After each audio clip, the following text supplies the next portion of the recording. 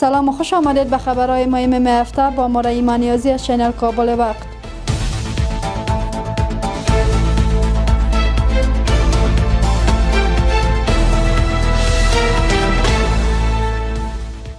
سر از روز چهارشنبه پاسپورت بخش غلاین لیوش دوباره پاسپورت چهارشنبه میت بخشید. مولوی عبدالحسیب کریم رئیس عمومی پاسپورت نوری مذاکره نسخالیده. بعد از نور ثبت نام پاسپورت به شکل آنلاین در کابل و فک ولایتین شروع شد. چهارشنبه گته پاسپورت بخشی اثر ظاهر شد.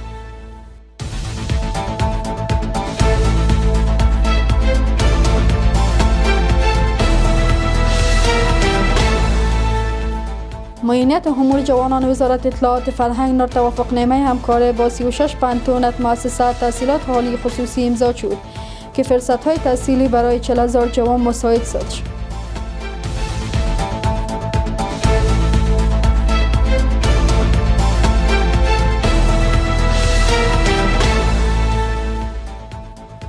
چهار جریب کشیزار خشخاش در لغمه فرا خراب شد.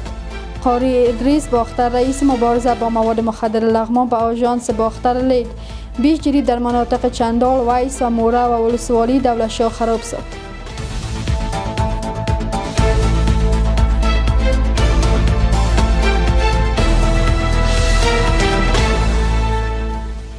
ادوارد خبرهای مهم هفته تا خبرهای هفته آینده. خدا نگهدار.